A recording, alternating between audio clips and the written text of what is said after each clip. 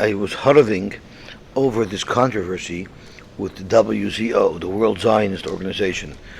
And the reason why I was huddling it is I was hoping I'd be able to harvest a joke out of it for Purim. So that I don't have yet.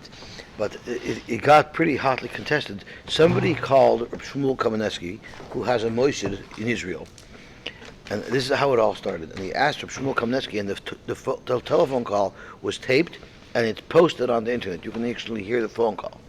So he asked Shmuel Kamenetsky, should I vote?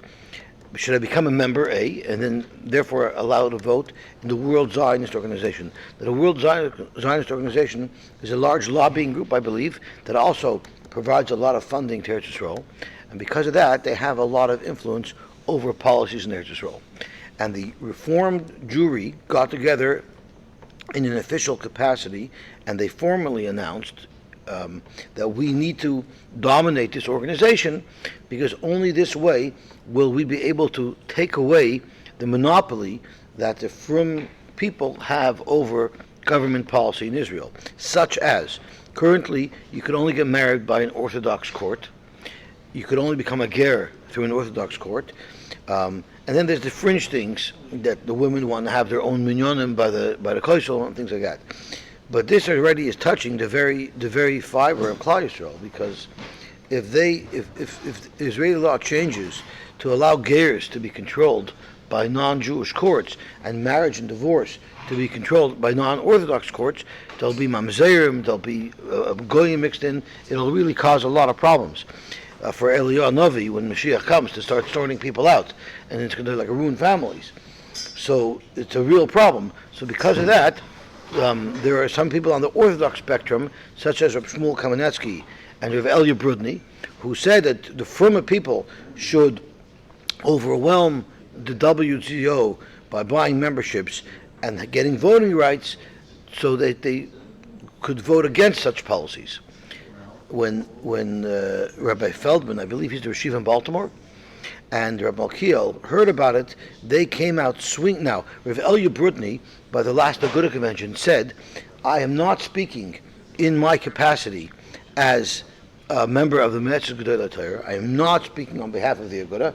I'm speaking on behalf of my own little self, Elia Brudny, and I believe it's imperative that we sign up. The problem is when you become a member, you have to sign that you're buying in to the whole Zionist movement. And that Rabbi Feldman felt was treif, and Rabbi Malkiel said it was treif, and they threatened to pull out of the Agudah Toronto if it's not retracted, even though it was never said in the name of the Agudah at all. And B, I'm not sure if that's such a big threat. So do you want to leave? I'm not sure, but it created a tumult. And of course, Reb Shmuel was being harassed probably because Reb Shmuel then wrote a very detailed letter to Reb Chaim Kanievsky asking the same question. And Reb Chaim Kanievsky said, absolutely, everybody should join. Just because you're joining this organization, it doesn't mean that you're agreeing to all of its principles. And everybody should join, and everybody should vote, because this will protect the integrity of Klal Yisrael. And that is a controversy. But I couldn't find a joke. There's a lot of jokes that I can find, but not that I could say publicly. Well, we don't have the numbers anyway. Don't they have numbers like 10 to 1? Yeah, after all my children, there's so many things that I want to say after all my children are married. Rav Shmuel says this, Rav Brudny says this, and Kanievsky says this. Yossi Simon says this. So what's the problem? So you find a way how you could be Yotze al Shittis, right? Isn't that the way we always find halachas? Sign up for the Zionist organization under a different name. Oh, that's right. Sign up in your wife's name. They're fighting a battle that is over already. The war is over between the Zionists and the Zionists are bankrupt already. Most of the Kilonim are anti-Zionists now. So it doesn't make sense. It's an old war. It's an old issue. War that we wanted already. And it's very hard for there was an interview. Living in the past. Yes, yeah. but that's what they hold on to, that old machloikis. Your father drove a beat-up 67 Chevy, you don't mind driving a fancier car, but the Because we become Zionists. That- Well, Rabbi Gifter said Yeah, he wouldn't buy that, it. about himself, you consider yourself a Zionist, speaking to the Zionist organization. Ich bin a Zionist. I'm a Zionist. Rabbi Gifter held himself to be the biggest Zionist. None of us can vote anyway, Why? because you have to be a U.S. resident. You have to use it to be part of WCO? Yeah. World Zionist Organization? This is the election that's taking place is for the U.S. WCO representatives. Oh, it's the U.S. Yeah, the Canadian one, that decision's been made already. They don't hold elections. It's divided up between Mizrahi here, and they get 7, and the Reform gets 6, and these guys. So get we're 2. already dominated by the Fruma. In Canada, yeah, 7. There's like I think 15 seats, and 7 or 20. There's 20 seats, and 7 of them go to the. Are they anything more than a very powerful lobby group? Yeah, they give out billions of dollars. That's a powerful lobby group. No, it's not just lobbying. They give out billions of dollars. So do the opposite of lobbying. Yeah, they've got the money. People lobby them for the money. Get their money from membership? Yeah. $750. JNCF, Karen Kayemet, they give it controls, they're on the boards of all of these organizations. Yeah, but where do they get their money from? Part of it's from donations, and part of it's from endowments that have come. So then I have a very important question. You know the little blue pushka? You know the little blue pushka? Blue Karen Kayemet. That's Karen Kayemet. So I have a very important question. How could I get onto the recipient list for that organization? That's who they are. Masa, what do you think Masa is? Oh, so I'd love to get onto the recipient list. I'll let any lady make a minion in my house. I have no problem. I said, I'll let any lady come make a minion in my house if I could be a recipient of those funds. I'll sign over everything I believe in just to get some. Okay, Zog Tehillah Gemara. He holds Wait, wait, not wait. like Republican. Zog Tehillah Gemara. So today's broadcast is being sponsored by the Kleinear family. It's the Zion Adar season. Leon Nishmas, Mr. Kleinear, Rabbi Michal ben Rabbi Meir, Alav Shalom Kleinear. He was nifter on Zion Adar, Tafshin Nun Ches. And Leon Nishmas, Mrs. Sarah Golda, Bas Rab Shmuel Kleinear, Bas Rab Shmuel Abba Kleinear, Alav Shalom, and was nifter Chav Aleph Tevis. The neshama should have an aliyah.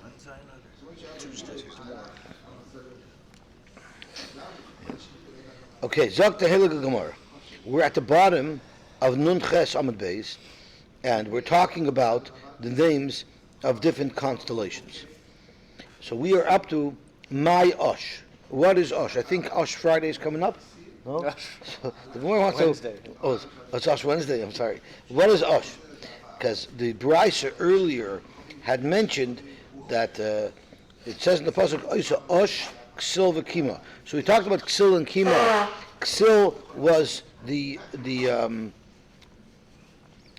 the strength of heat, I believe.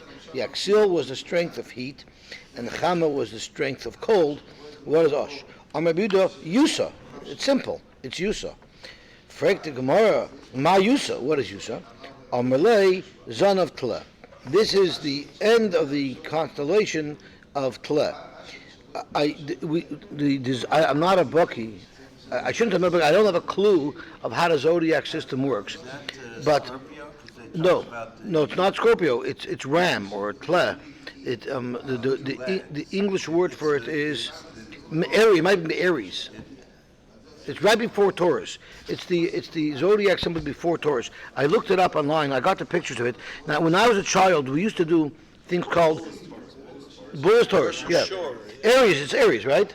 Right. So when I was a little child, we used to do things called dot to dot, and you do pictures. So really, the zodiac signs is a dot to dot. It's a dot to dot activity in the sky using the stars. And whoever invented these symbols must have been very creative. Because when I look at the dot to dot, I don't see what they saw. And I was working on it yesterday, trying to figure out if I could find some early version of where it came from, and I couldn't find it. It was like it didn't make any sense to me. Like I couldn't even guess on how in the world they got those shapes from those things, because I'm thinking dot to dot. It doesn't look. Am I wrong? So I don't know where they get it from. Into this stuff, no? What? They moved Is it really in the middle of big into astrology? And the reason why I was looking at it, particularly, was because the Gemara even analyze the picture. And the Gemara is going to say that the tail of the tle looks like it's smashed. I had to first find that tail to even figure out that it's smashed. But I'm not sure how I don't know where they see that, where they saw those shapes. Because I would be able to think of completely different shapes. We're using those same dots. And then the question is I looked at the different symbols, and there's certain pictures that only use the brightest of the stars in that, and there's certain ones that only use even some of the smaller stars. Well, once you're incorporating more stars, I can make anything out of it. I can pick any star I want. So that again is what got me a little bit confused. The main thing is I'm going to envision the zodiacs as a large ribbon. First came the constellations, and then they figured out how it works. Could be. Because they represent some. To me, the zodiacs refer to all the box seat holders at the MetLife Stadium. What do I mean? If you were by the MetLife Stadium, you'll see between the high levels and the low levels, there was a ribbon about 12 inches high that had going around it all the people who gave like a couple of $100,000 or more for box seats. Basically, to remind you, you're freezing your tails off in the seats. We're, by the way, sitting in the warm boxes. And that's spinning around your head. And it was a little bit frustrating. But I envision the zodiac as a ribbon, and that ribbon has in it the ribbon will represent 360 degrees, right? If it's all around us, it's 360 degrees. And if you divide, imagine you divide that 360 degree spectrum around you into 12 sections, each section will be 30 degrees, right? Right? 30 degrees and that corresponds to each month of the year. So the first thing I didn't understand about the zodiac system is they're all out there every day. So what do you mean this month is Aries and this month is Taurus? So the way it works is when we say that this month is Taurus, all we're saying is at the beginning of this month, corresponding with sunset, because don't forget, we make a revolution, our world makes a revolution every 24 hours. So I'm spinning around, I'm getting a 360, standing on Earth, I'm getting a 360 degree view every day. So I should see every single one of the zodiac symbols every day, which in fact I do. So what it means is that today's Taurus, it's not Taurus, it's not even Aries. It is, I think we're in Aries, or they're almost on this, no, we're before Aries. I don't know what's before Aries. It's Pisces. We're in Pisces? Fish. Pisces? Fish. Oh, Pisces fish, right? So what that means is corresponding with sunrise. I read it every day. Corresponding with sunrise, at sunrise, if the sun wouldn't blind me from the stars behind the sun, or in front of the sun, I would see that corresponding with sunrise, that mazel, that zodiac sign is rising. I don't know. That's not very well. Sunrise. When sun rises by you, it aligns. If I look at the sun, behind the sun are those stars. I'm not sure if they're behind the sun or in front of the sun, but I can't see the stars. The way I know that that's my mazel is because before sunrise, I see what's there before, and I know this is coming next, and I know that the next thing that's going to come is going to correspond with sunrise. Now, what's interesting is that that's basically on a fixed ribbon. That's on a fixed ribbon, the 12 mazolos. There are more, that's right, where's pi when we need them? There's more to the equation because there's another set of stars that we call planets. And planets, the word planet means wandering, because the Gemara calls the planets wandering stars, because they look like stars, they're just a little light in the heaven, but they move, they're not stuck on that ribbon, so they're moving around. So they make another equation with another cycle, which complicates it as well. And there's a famous saying that this guy became a multimillionaire, the stars aligned for him that night. We're going to soon see what it means that his stars aligned, because there's actually a method to all the complicated cycles that are moving. There's actually a schedule for everything, and people who know astronomy well can determine that. But we're going to get into Birchas Hachama and it's talking about everything being in the right place. So with all this, did you explain what Osh is and what Yusa is? No, I was just trying to use a diversion tactic. Oh, we're still going. These were all of Adars. They used to worship. That's why they call it Sosh. So is it possible the names and the symbols also are reserved? Because we still He still says use here, it. the ram is Aries. What? Ram is Aries. Yeah, the ram is Aries. Yeah, the ram is Aries, and then after Aries comes Taurus, and before Aries comes Pisces. So what is Osh? Amar Vida Yusa. My Yusa. Amalei Zon of Tle. Zon of Tle is the zodiac symbol of Aries, and it's a Tle. And if you look at the dot, there's the body and there's a tail. I just don't know how you see that. But if you look it up on the zodiac symbol, it'll tell you this is the tail. You won't understand why it's a tail. I thought I was being told tails. But Lemaisa, that's what they call the tail of the Tle. V'amri la Reisha DYLive, or some people say that's the beginning of the Taurus. So it could be the beginning of the Taurus. So there's a question if this Ash or this Yusa, is it the end of Aries or is it the beginning of Taurus? And it also said that someone who's born with the son of Tle represents leadership. I was reading up a little bit about the zodiac symbols, and it represents leadership because Tle is usually in a flock, and someone leads the flock. So people who are born with the mazel of Tle are usually very destined or very inclined to be in leadership positions. Umistavra, command Amar son of Tle. It's more mistaber to say that this is the end of Aries.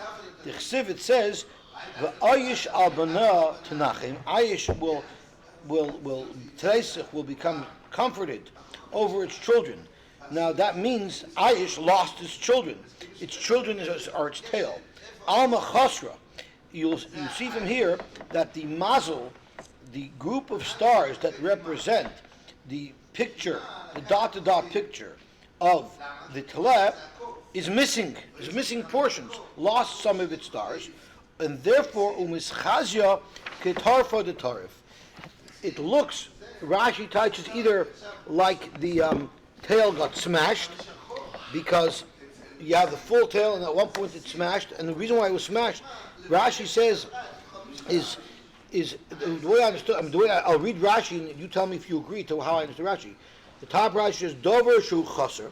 Imagine if there's a slice chopped out of the place where the tail connects to the body of this taleb. This is smooth Mcgillvray. And then we decided to fill in that gap using the body of the taleb. How did you do that? Shasu kanus. If you squash it, it spreads out a little bit. So it looks like the tail was squashed so that it spreads out and connects the gap that was missing between the tail and the body. It was squished and it stretched, so now they're connected. That's how I understand Rashi. So when I read this Rashi, I expected to see a really elaborate dot-to-dot picture of a tle with a tail with a piece missing and a piece of the tail flattened out. And when I looked at the zodiac symbol, it's basically just a line that goes, it's like almost straight and then it turns sharply to one direction. And the tail is supposed to be the end of the long end. But I couldn't see this idea when I looked at the zodiac symbols. Tarfa the Tarf, I'm going back in Rashi. Tarfa the Tarf, Muka Ba'kois, it's hit, Kamai Beza Trufa. So that was the first part. Lishna Achwina, the Mischazik, the Tarfa, Mitraf, Nidbek Yachad, Vasu Sniffin, Kmin. Again, it looks like it was one severed, and then there's some makeshift pieces to join them together. So somehow, if you look at the dot-to-dot picture in the zodiac sign, the tail looks like it was severed and was somehow reconnected. And again, all of the pictures that I was able to find on the internet didn't illustrate this point. But I'll call upon them. So the Gemara, from the fact that the Torah says, that the Navi says, from the fact that the Navi says in Eiv that Ayish is crying over its children, that leads us to believe that the picture of that zodiac symbol that we're referring to when we say Osh was once missing something and we sort of fetched it together to connect it. That's how we determine that it's referring to Aries. V'hai de Oslo Basra, and the reason why the reason why Aries comes right after Taurus is because the piece of the tail that the Aries is missing, you know who took it? Taurus took it. Aries wants its stars that were stolen from it, that were taken from it, that were seized from it, in order to give them to Taurus. What does that mean? How did that happen? When Hashem wanted to bring a mabel to the world back in the days of Noach, where did he unplug the tahaymos to let the water rush forward? Not al shnei chavim mikima. He took 2 stars out of the mazel of Taurus, the heavy mabel oilam, and that flooded the world. I'm not sure exactly how that works. These are tifa zachen, so it's not just like a plumbing valve. I assume it's not Not just sure exactly like a how big it plumbing valve, right? It's more than that. I know that if you take out a plug from a pipe and it starts splashing water out, the best way to plug the hole is to take that plug and screw it back in. Because chances are, if you screw out the plug from that socket, that plug will fit in best. I'm not going to go look in the flea market to find some other plug that might have the same threads, might not have the same threads, might plug the hole, might not. If I use this valve to open it, I might as well close that valve. That'll close it. But that's not how it works in Himmel de Gesach. We know that celestial bodies have an influence on the Earth. Right, and that's what it's referring to. We have the moon. Because of the moon, it causes The tides. right? So we know that.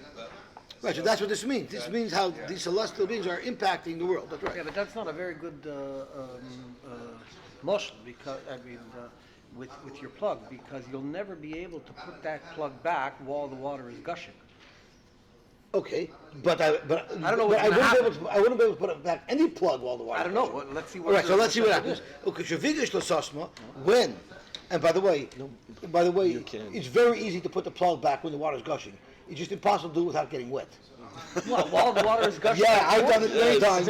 I just got very wet in the process. But you can do it. That it didn't have much You can do it. velocity. The reason why nobody can do it is because nobody wants to get wet. Once you decide, okay, I'm going to get wet, I just have to suck it up and then get wet. Then it's no problem. It goes right in. You can tell them about Shlomi Zolti's bathroom another time. Oh, that's right. That's right. I once got an emergency from Shlomi that his house was flooding. So I said, why don't you call a plumber? He says, my house is flooding, you're next door, come. So I dashed to his house, and in his toilet, the pipe that was feeding the toilet with water had fell off, and it was just shooting water in his house. It was Motzei Shabbos, I came with my suit. So I said, everybody out, yay did it else. I closed his door, and I got undressed, and then I was able to shut it off. I shut the valve off, but I didn't want to get wet. So. Sagt the Gemara, so when the Rebbeinu wanted to stop the mabel and plug the hole, not al shnei chavim me'ayish, so he took 2 stars from Aries, which was the next mazel, v'sosma, and that's how he plugged the hole in Taurus. Frek to Gemara, why didn't he just put back the same plug back in? Sagt the Gemara, because ein habar mismala b'chayosei. You could never fill up a pit with the sand that you dug out to make the pit in the first place. So clearly this doesn't work like plumbing valves and plumbing fittings, because usually by plumbing valves fittings the bore is mismali. It never fills. So therefore you have to plug it. The amount that's extra earth they get from other places. Inami? Really? So that amount on the carb on Some the, on of the it wood, is, they yeah. add to it? Yeah. Really? We're talking about when we bury something. You see, you got plenty of earth. You think the earth comes out? compacted. Oh, well, I thought there's another reason. There's a box in there. And it's not compacted yet. It's never compacted. from somewhere else. They have other holes that they dig in from. And they get. There's always extra. What do you mean? They get it from Because the they graves of the give beds. it. They get it from the graves of the beds. Inami, ein kateger nasas aneger. Or the other story is the same valves that caused the problem, they cannot be the seneger. In fact, Gemara the Rebbeinu Shalom is a machadish b'tuvay b'chol yom tamid matzah b'reishis. The Rebbeinu Shalom runs out of supplies. The Rebbeinu Shalom doesn't have to run to Home Depot to get supplies when he's in the middle of an emergency. Hashem could just make 2 more stars the same way he made the first set of stars. Let him make another set of stars. He can get OEM parts. There's no such thing as Rebbeinu Shalom that cannot get OEM parts, because those parts are no longer available. If you have to replace your car, the Rebbeinu Shalom will always get OEM parts. The Rebbeinu Shalom is the ultimate OEM. That's Tachas Hashem. This is above the Shem. David was waiting for that. So I think the Rebbeinu Shalom, once he made the world, he wanted to leave it the way it is. Even the Rebbeinu Shalom has his lines he doesn't cross. Amr Rab Nachman, Azar Kadosh Baruch Hu Lechsuna. Lemaisa, eventually, Osh is going to get its stars back. Shnemer v'oyish al b'nei Tanachim. And that's what the pasuk is referring to. Is L'asad Lavoi, Oyish is going to get his tail back. Okay. Zok to Gemara weiter. Vala Zoyos. Zoyos, I believe, are earthquakes. That's right, they're earthquakes. So where do earthquakes come from? So I watched some YouTube videos, and not one YouTube video had any of the descriptions that our Gemara offers to explain how they had set up with fault lines and geographical things. The Gemara has different. But again, it's like what David said, is that this has to do with what's really causing stuff to happen down on earth. It's all impacted by things. Maizois, Amrab Katina, Goya. It's an earthquake. Rav Katina was walking down the street.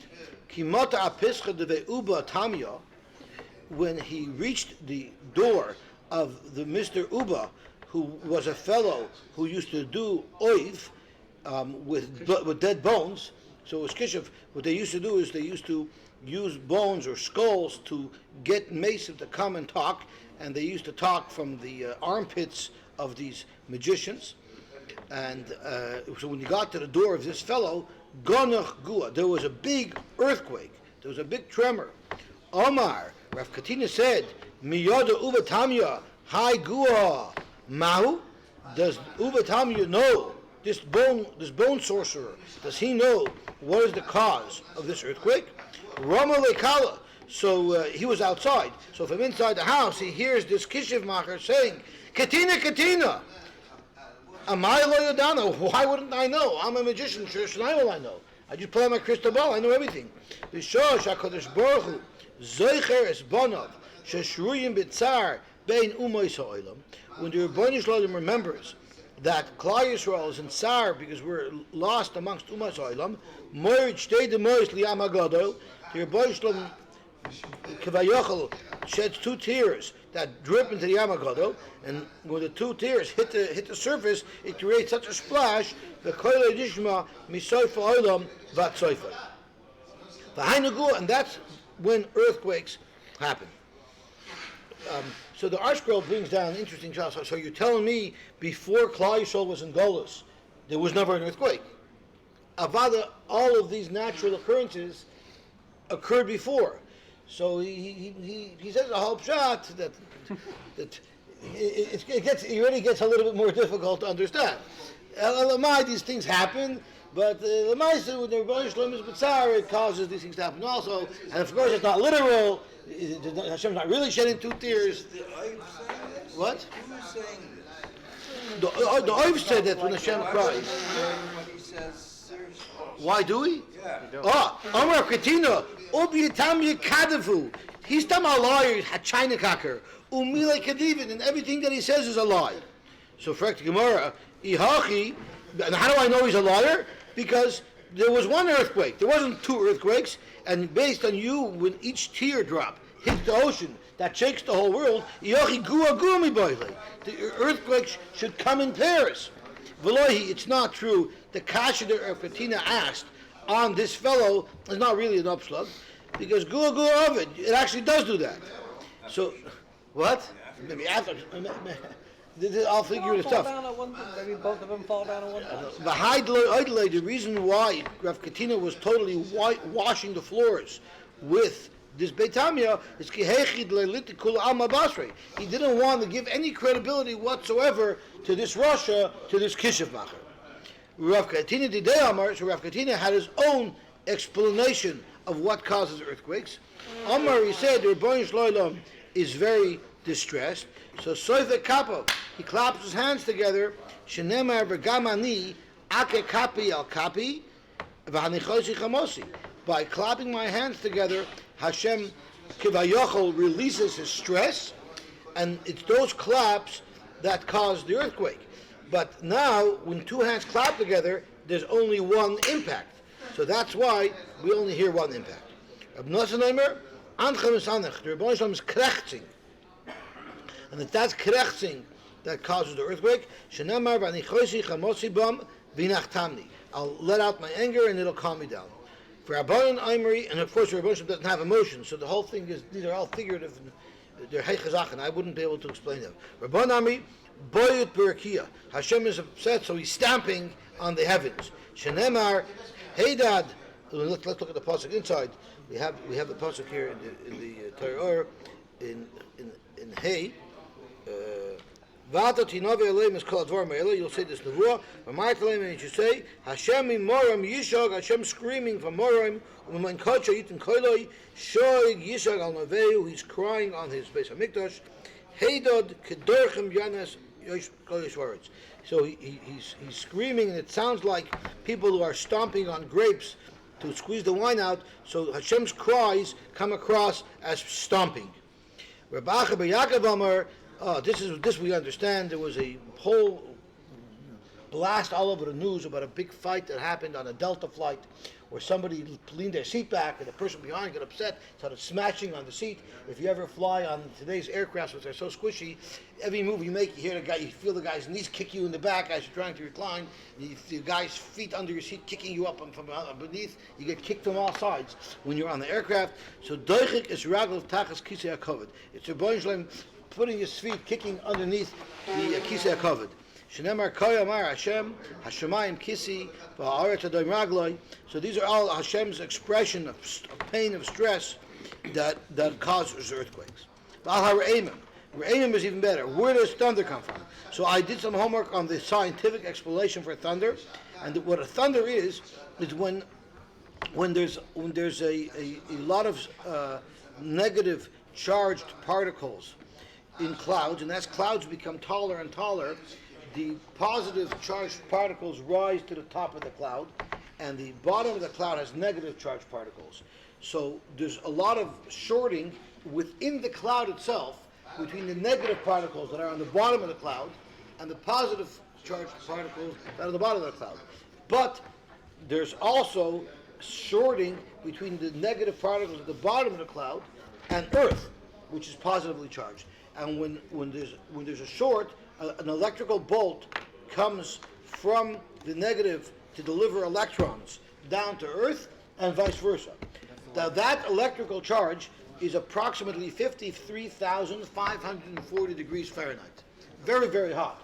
So when imagine we're creating a strip of air that's suddenly superheated to 53,000 degrees, air expands when it gets hot. So it suddenly creates a tremendous quick expansion. So the quick expansion of the air in the path of the lightning that bangs against the molecules around it, that's the sound of thunder. That's the sound of thunder. And I saw one place on the internet said, and then the sudden contraction, when it cools off, creates another blast. But that only one website said. Most of the websites said it was just expansion. Okay. So that's the scientific explanation of thunder. I'm not sure that this explanation is consistent with any of the explanations we're about to learn. Aber Shmuel, it's anani begalgala. What it is it's clouds that are rubbing against each other. Shenemar kol ramcho begalgal, your noise in the moving clouds. He'ir brokem lit up the clouds. Tevel rogza, so the earth becomes shaken, but v'tirish haaretz in the ground shakes. Rabbanan Amri, the Rabbanan say, it's anani de shavchi ma'ila adodi. the clouds are spilling water from one cloud to the next cloud, transferring water from one reservoir to the next. Shenemar l'koil titoi hamoin mayim b'shamayim. Rabbi Yaakov Amar, it's barkat kifa the bark banana umitberg zizi the barza. What is the cloud full of? It's full of ice. And when the lightning smashes against the cloud shatters and it starts spraying out pieces of hail. Rabbi Ashi Amar, anani chalchuli mechalchali. These are hollow clouds. And the wind comes and blows across these hollow clouds, and it creates that noise. It's like a wind that blows across an open barrel that also creates a noise. The most mistabedik pshat is like Rabbi Yaakov, which is the barka. The lightning strikes the cloud that's full of ice and blasts it into 1,000 pieces of ice. And the cloud bursts open, and then the rain comes. Okay? He's talking more about valaruchas, winds. We're not talking about the small wind. We're talking about a tornado, a hurricane, big winds. My ruchas amar by zafa. It means zafa. You never have these types of winds at night. If you look at Rashi touches zafa as a Super Bowl. But the Mefarshim say that there's a mistake in Rashi, and it really is two different words, and it means basically means a big wind. Dr. Gemara, so Abai said these big winds, these tornadoes and hurricanes don't happen at night. Dr. Gemara, what do you mean? We've had them at night. Dr. Gemara, who is schula b'yamama? The winds, the hurricanes, the tornadoes that you experience at night, they actually started already by day, and they continued into the night. From Abai, we also learn the zafat tar to shoy loikoi. You could never have a hurricane last more than 2 hours. You won't have a double tzara. What are you talking about? We've seen these winds last longer than 2 hours. So talking about the mafsek beni beni, you don't realize that there's a flash of moment where it stops. Where's that? The eye of the hurricane, the middle? I don't think so because we're talking about very big winds. I think we're talking what would about that be? Hurricanes are an Atlantic phenomenon. They wouldn't have. Got hit in there, so I don't know what they mean by big winds. They wouldn't know about hurricanes. No, and a typhoon is a That's in the Pacific. Right. Well, yeah, Those different- Eretz Yisrael and Bavel are smack in the middle. So what do they get? Tornadoes. This is not a tornado. talking about broken. What are broken? Broken is lightning. My broken. Barka, it's lightning. And then Rav also said that Barka Yichida, a single lightning strike, Ubarka Shiur, and a white lightning strike, Ubarka Yirukta, and a green lightning strike, Va'anoni de Sokon, the Karen Myrovis, V'asim Karen Droimis, and clouds that blow from the southwest, or they come in at the south and they leave at the, or they come in at the south and they leave at the west, so they move from the south to the west. And V'tarti Anoni de Sokon Chadul Chaberta, it says the Sokon, they leave at the west and they come in from the south. So the wind first blows from the south and then the wind blows to the west, and it moves these clouds in that direction. Or V'tarti Anoni de Sokon Chadul Chaberta, or two clouds that come against each other and collide. Kulon Koshin, they're all not good stuff. L'may nafkamina, why do I need to know this? L'meboy rachmi, if that happens, we better start davening. Vanimini beloya, that's only if these things occur by night. Avol b'safar, if these things occur by day, less b'hu mishasha, nothing to worry about. Amar Shmuel Yitzchak, hani anani de safra, these clouds that we see in the morning, less b'hu mishasha, they don't have much to them, they're not going to bring much rain, they're not going to have an impact. The ksiv chaschem kanan boiker. Anything kanan boiker is mild. Amar Papa Abaye, what are you talking about? Amar Inchi, people say, if you see a lot of rain, if there's a lot of rain in the morning, then don't bother. If you were a merchant and you bought grain to sell at a profit, if you see this rain in the morning, don't even bother. You know why? Because it's a siman that there's going to be such gishmei bracha that wheat and other grains will become very cheap. So you don't want to go now and travel to buy wheat as a commodity to sell because you're not going to make money because the price of wheat will drop because this has simon that it's going to be a very potent storm that's going to irrigate well and create a good crop. So you see that rain in the morning could be powerful. So if it's very thick clouds, indeed we're going to have powerful rains, and that will be potent. But if it's a very flimsy cloud, then it means we're not going to have anything major in rain. Amar Reb Alexandri, Amar B'Shua ben Levi.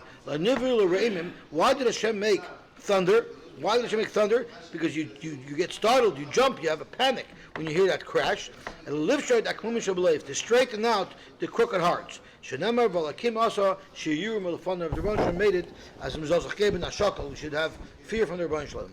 Amar Reb Alexandri, Amar B'Shua ben Levi. Harayas akeshes. If one sees a rainbow but unknown in the cloud, tzorech sheyipal alpanav, he should fall to his face. You know why? Shenemar, when it's talking about the Shechina, it says Kamara hakeshes asher yeh ba'anon. Let's read the rest of the pasuk. Kamara hakeshes asher yeh ba'anon b'yom hageshem kein mare hanoiga soviv hu mare demus kvoid Hashem v'ere v'epel alpanai v'eshma koel medaber. Okay, light aloi b'marova. In Marova, they cursed at somebody who bowed down when there was a rainbow, because it looked like you were serving the rainbow. But a bracha you make when you see a rainbow. What is the appropriate bracha to make on a rainbow? We're thanking HaKadosh Baruch Hu for remembering the bris that he's not going to bring a mabul on Klal Yisrael again.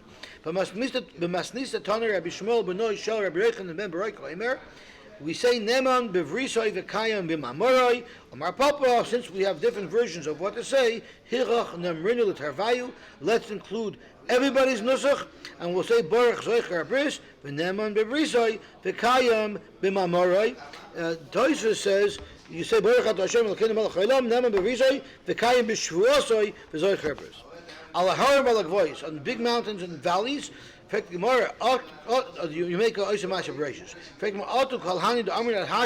all the other things in the list, in the Mishnah, Lav Maisa Brachos Ninu, are they not Maisa Brachos? Most punkt these Harim Agvois. Vaksiv Barakim Lamater also.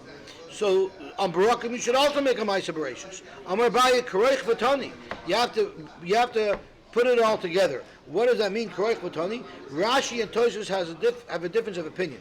Rashi says, Kareich Vatani B'kulu, on all of these things you make Oisamash Brachos, and you also make Shekoichu Gvrasim Al Olam. That's what Rashi says. You make both brachas. But if you look at Tosfos says you only say one.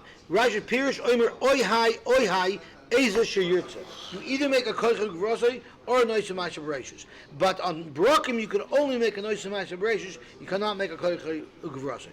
But Tani Rava Amar Hasam Mavarach Taita. You make two brachas. Baruch Shekoichem Elolam ve'Oisamash Brachos. Hacha Oisamash Brachos. Iko, you can only make an Oisamash Brachos. Shekoichem Malei Olam Leka. You cannot make a Koichu Malei Olam on Horim and Gvois. Amar B'Shua ben Levi. Harayu Rekia B'Tayrasa. If you see a clear blue sky, and we don't have that anymore, where it's so clear that there's not even a wisp of a cloud. It means perfectly clear. Amar you say Baruch Oisamash Brachos. Amos, when do you do that? Amar Abaya, that's only ki asa mitra kuli leila. If you had heavy rains all night, uvitzafra asa istana. And in the morning a northern wind came and blew away all the clouds. Umagalalu l'shmaya, and clears the sky with complete clarity. Upligi de Rafam Bar Papa Amar Rab Chisda, and he argues on the Rafam Bar Papa in the name of Rab Chisda. The Amar Rafam Bar Papa Rab Chisda Miyom Shechar Beis Hamikdash Loi Nirish Rekia B'Tayrasa. Since Churban Beis Hamikdash, we never had such a perfect clear blue sky. Shenemar Albish Shamayim Kidrois, I will clothe the Shamayim in black. V'sak Asam Ksusam, and I'm going to make them wear sackcloth, meaning they'll never have the beautiful clear blue sky anymore once we had a Churban Beis Hamikdash. That's the Tchelas Doimel Rakia, and Rakia is the ultimate pure blue. Right? So we could still see wisps of Tchelas, but we'll never have a completely clear horizon. Talking more about it. Talking about Haraya Chama B'Tkufasa. We're now talking about Birchas Chama, and Birchas Chama. There's a whole bunch of moving parts in Birchas Chama. When Hashem placed the sun in its cycle, when He placed it on the track to move around, He placed it in Nisan, at the beginning of Nisan. He placed it at 6 p.m. at the beginning of Nisan of Tuesday night. So right at the beginning of Wednesday, because Tuesday night really is the beginning of Wednesday, that's when he started the cycle. It was 6 p.m. on a Tuesday night in Nisan. That was the beginning of the cycle, and that will not occur for another 28 years. And there's a lot of moving parts. I'll just discuss some of the moving parts. I'm not going to be able to explain exactly how everything fits in now. So one moving part is there's 4 seasons. We know winter, summer, spring, and fall. In Gemara language, they're called tekufos. Before the Mabul. Right, but now there are. So we're basing it on now. Right. So those days, nowadays we have 4 seasons. So because we're trying to figure out how we get the 28th year cycle based on what we have going on now. So the 4 seasons are not just arbitrary. They're based on very specific facts. 2 seasons are marked by the point in time of the year where the day is exactly 12 hours and the night is exactly 12 hours, and that's in the middle of spring and the middle of fall. Then we have exactly a 12-hour day and a 12-hour night. Rashi says, Rashi in Noach says that there are 6 seasons. Yeah. Hot and cold, kar v'chaim. He adds kar v'chaim to it, right? Why lo yishboisu? You're talking about the secular seasons, what we're familiar with. I'm talking about the times that are affiliated with the following 4 events. So there's 2 events a year where the day is exactly equal. Now we know as the summer ends, the days are getting shorter and shorter, the nights longer and longer.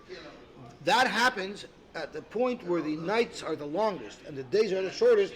That's also a marker of a season. No, it's solstices.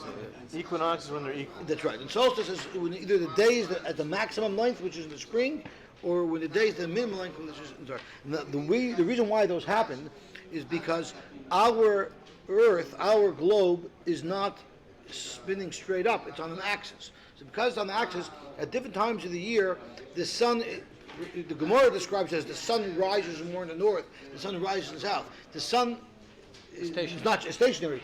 Our perspective is that in the winter the sun is rising more in the north, it moves a couple of degrees north every day, and our perspective is that the sun rises a little bit more in the south in the summer.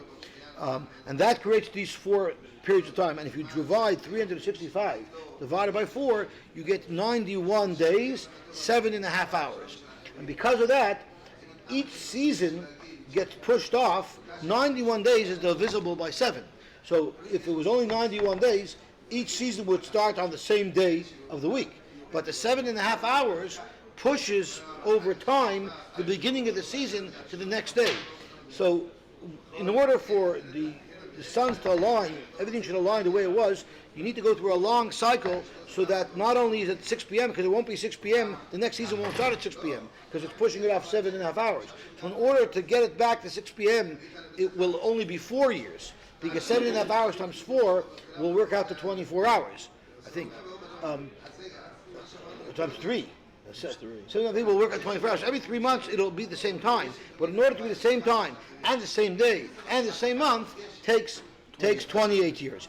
And that happens 6 o'clock at night. Our Brachos comes the next morning, and that's because not everybody is at the right place at the right time on Earth. So that on Earth. So that's why we do it at 6. That's why we do it the next morning. So anyways, Levana B'Gvurosa is a whole different astronomical cycle. Why don't we it doesn't mean. Why doesn't everybody do it at the exact same moment, meaning in the middle of the night? Or Brachos HaChama should be this year 28. There should be 4. You know. Even you have to see the sun. Even if it doesn't happen at the same time, since Not like a Brachos depending on when you're happening, I don't think you have to see it. There's actually not close you have to see. We didn't make it. Yeah, Remember some when it was people cloudy? took, We didn't make it, and the Rav postponed it. And you have to run 11:30. That was the last one. That was the last one. One of the rabbis Yeah, it took had an a airplane. plane. Right. Last time it happened in He flew above. You 2009. have to see the So sun. 28 years later, 19, 29, 30, 37. Yeah. So we should all be happy and healthy then, and rich. Okay, Zok Gemara, you might as well throw that in, right? Levana B'Gvurosa, which is also an astronomical cycle regarding the Levana, does not mean Kiddush Levana. Or V'Gachavim Mesiloisam, U'Mazolos K'Sidrim, Oimer Borach Oisemais Oisebereshus. Be'emes Haba, how often does that happen? On Rabbiya Kol Chav Ches Shanin, it happens once every 28 years. V'Hadar Machzer And what happens? When that happens is v'noflot kufas Nisan b'Shapsoi. That's when the season of Nisan, which is the spring, happens on Shapsoi. Shapsoi is actually one of the planets that we say is on Wednesday, because there's a cycle of when the planets show up by sunrise, and the Shapsoi is one of the planets. I think it might be Saturn. When Saturn comes on Wednesday, which is Tuesday evening, so when all the positions of all the heavenly beings align, that's when we do Birkas Hachama.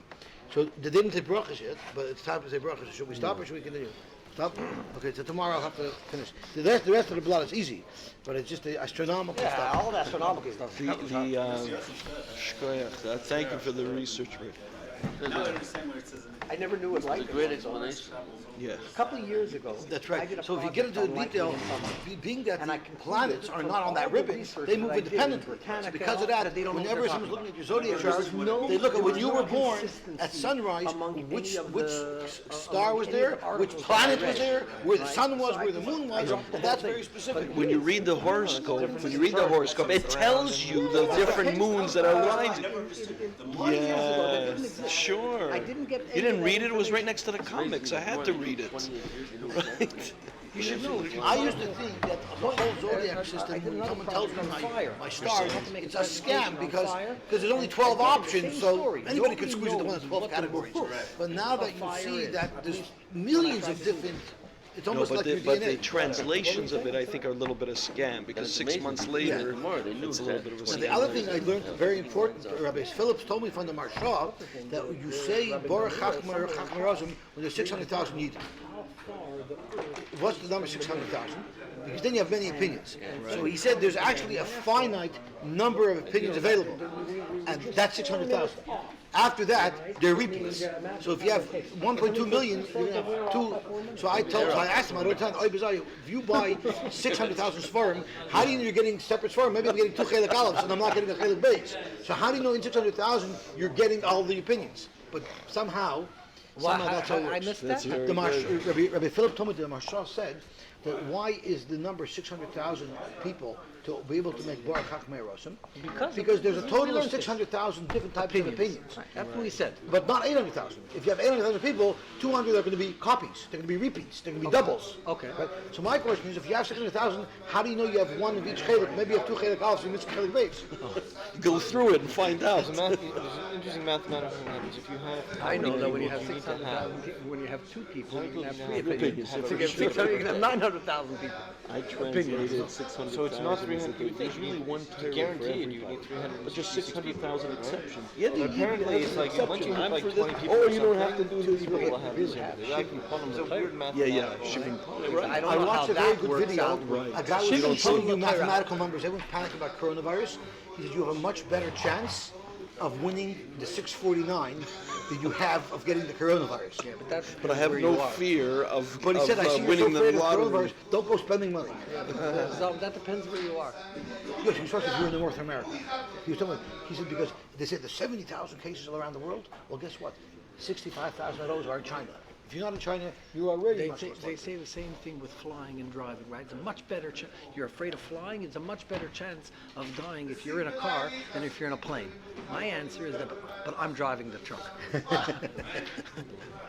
And I'm not making the news if I crash, right? Okay, now I gotta go say. Anyway, I want you to know that I want to tell you something. That Lubavitcher Rebbe shtickle was such a beautiful shtickle. It was such a beautiful shtickle. I have so much to know from it. Because it ties together three different machloikis between Bisham and Basil in such a beautiful way. right, which seem Mamish beautiful. not related one to the other, right? It was good fresh material, and it was something I think I would never have spoken out. Who, elephant? No. Who would The not? Finkel? Sikha that we know. Yeah. Look, Cody's never gonna ask me again. Oh boy, I can't imagine what. I started off with the master of Bleib Sudas because it's a Zertzeit. Oh, really? Today? Bleib Sudas is Zertzeit. Oh, I told you he saved my grandfather's life. no. That's it. That's why my connection is. He saved my grandfather's life.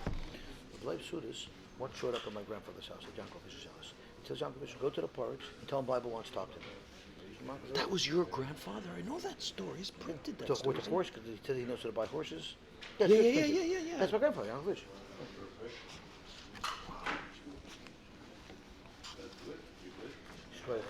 Tomorrow you're not here. What's that? So tomorrow No, you're- no, Wednesday. Okay. Wednesday's perfect. By the way, my son, who's traveling on the bus, was tuned into the shiur, and he wrote, "What about typhoons? That's all part of it. All the Typhoons, but typhoons didn't happen so much in the Eastern Hemisphere, did it?" To shut this off. Well, they probably had their own